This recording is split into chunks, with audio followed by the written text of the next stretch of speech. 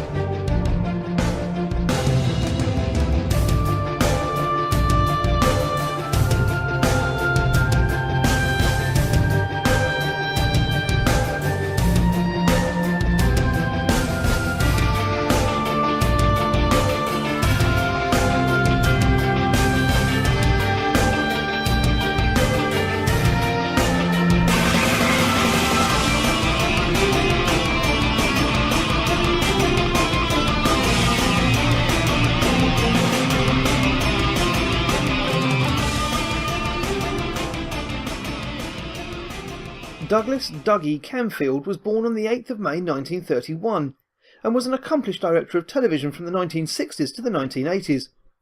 In addition to Doctor Who, he directed Z-Cars, Paul Temple, Van der Valk, The Sweeney, Shoestring, The Professionals and the BBC dramatisation of Beau Geste.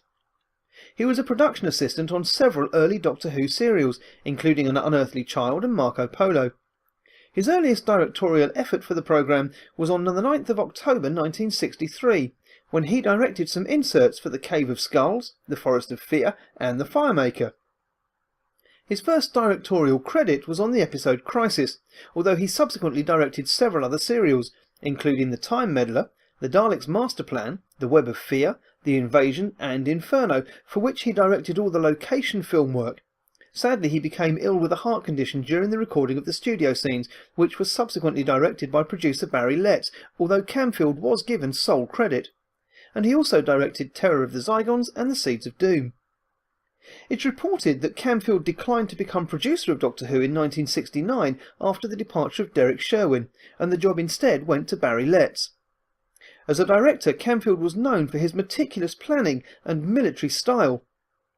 An in-joke reference to Camfield was featured in The Web of Fear, episode 3, where the wrapper of a chocolate bar that driver Evans takes from a platform vending machine is seen to read Camfield's Fairy Milk Chocolate.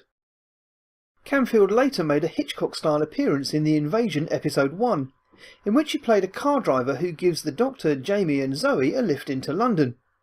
He also appeared alongside writers Robert Banks Stewart, Robert Holmes, Terence Dix, producer Philip Hinchcliffe and director Christopher Barry as one of the earlier regenerations of the Doctor or Morbius in the infamous mind-bending contest sequence in The Brain of Morbius in 1976.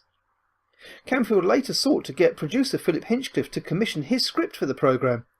This involved aliens and the French Foreign Legion and would have killed off the character of Sarah Jane Smith. However, the story wasn't produced and Sarah left the programme quite alive in the Hand of Fear. Douglas Camfield had served as an officer in the British Army. He was married to actress Sheila Dunn, whom he cast in Inferno as Dr. Petra Williams. According to Ian Fairbairn in the DVD documentary Podshock, sometime after directing The Seeds of Doom, Dunn demanded that Camfield stop directing Doctor Who, as she felt it placed him under too much strain.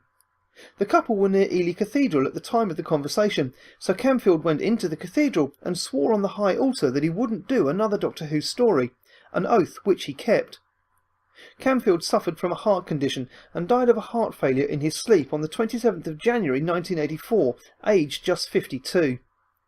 He was one of only 3 people, along with Christopher Barry and Lenny Mayne, to direct Doctor Who serials featuring William Hartnell, Patrick Troughton, John Pertwee and Tom Baker. In 1990, Douglas Camfield, A Tribute, a special magazine compiled and edited by Doctor Who magazine writer Philip Newman, was published as a special edition of the Doctor Who fanzine The Frame. It featured wide-ranging tributes from many of Dougie Camfield's friends, colleagues and fellow artists, alongside an interview with his widow, Sheila.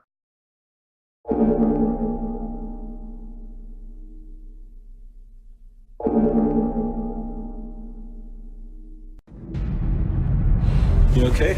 Yeah, of course I'm okay. Why wouldn't I be okay? I don't know, every time I see you it's like you're What? in a rush, in a state. How's you? Sorry I'm late. Who are you having dinner with? I can't keep doing this. I can't do it. The next few days are all about you. I promise. I'm the new caretaker, John Smith. Welcome to Colton, Mr. Smith. Thanks. Problem. Solution. Destroy.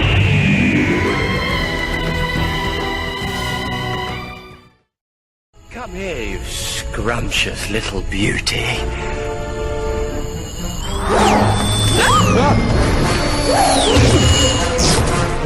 A box? Doctor, what is it? I've got mail. So what did you think of The Caretaker?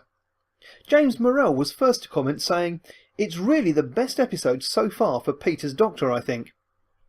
Barry Ricks said, "The episode started quite poor, but improved, to my relief." Paul M. Blackhurst commented, "Should have been called The Carla and Danny Show. Not a bad thing, I liked it. Danny's resentment for authority showed, and the father-daughter relationship between the Doctor and Carla also showed, and there were some nice touches." Jeff Waddell was next to share his thoughts. "Wasn't looking forward to it. Haven't liked any of Robert's stuff, but wow, that was great." Jack Coyer Miles, and I hope I pronounced that right, Jack, said, "I think we're learning more about this real personality than the other childish problem solver. I think that's what this season's going to be about." Douglas J. Harkins fed back with this. "I found it very interesting. Was a good episode for us to see the development of Danny Pink into the dynamics of the Doctor and Clara couple. Good laughs, and I got a kick out of the not the one wearing the bow tie. Really enjoying the Doctor's personality, and nice to see the old characteristics with the Doctor showing his old prejudice against soldiers. Often made me think of John Pertwee in Unit, which is kind of hypocritical of him really, since he often uses his companions as his soldiers, for example sending Clara on a mission to distract. I think Peter Capaldi's Doctor, Clara and Danny Pink will make a great team, which should enable some great writing."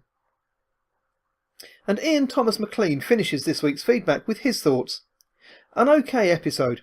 Another Robots of Sherwood. The average cheap one before the good one, though it was above average of RTD episodes with a 6 out of 10, and I loved the Nethersphere stuff. Thanks for all your thoughts, and it's always good to hear what people think of the show, and the irony is that it's our diversity that holds us as fans together." Theta's thought. The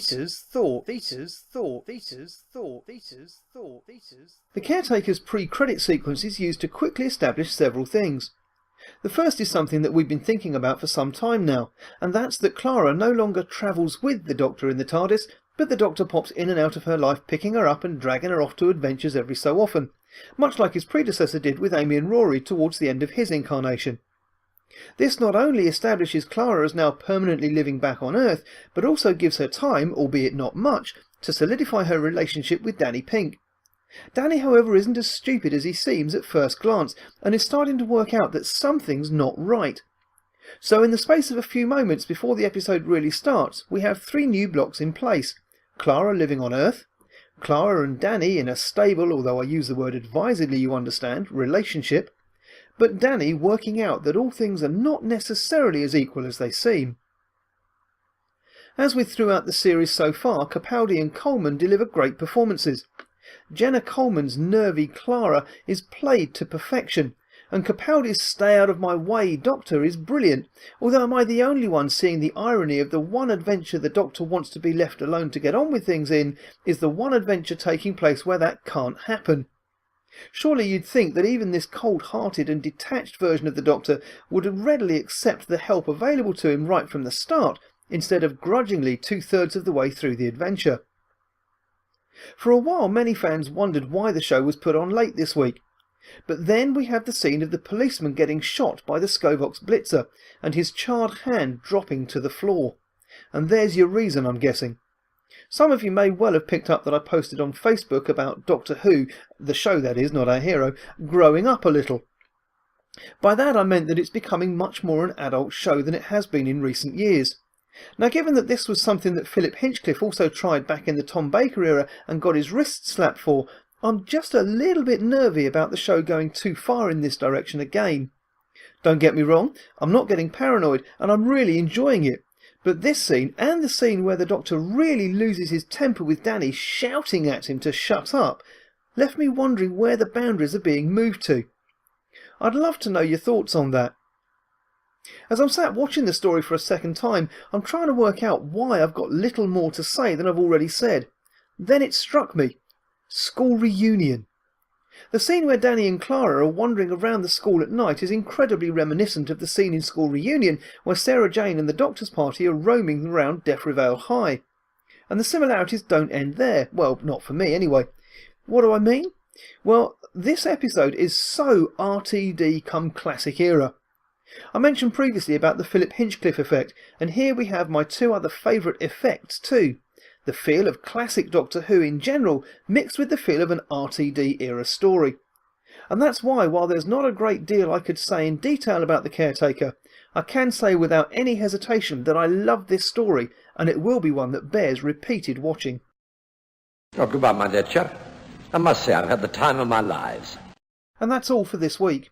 My thanks as always for listening. And don't forget, you can send me your feedback at respectthething@hotmail.com, and if you have audio feedback, I'd love to hear that too.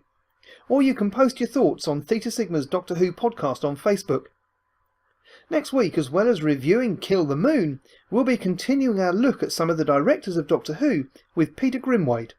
So until then... Hello, Earth. We have a terrible decision to make. An innocent life versus the future of all mankind. Whatever future humanity might have depends upon the choice that is made right here, right now.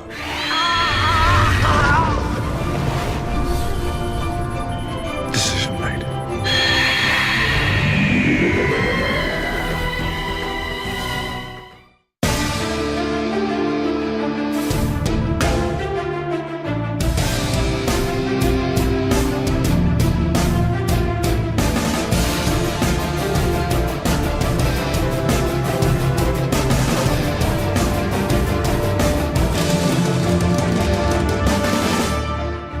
Thank you for listening to Theta Sigma's Doctor Who podcast.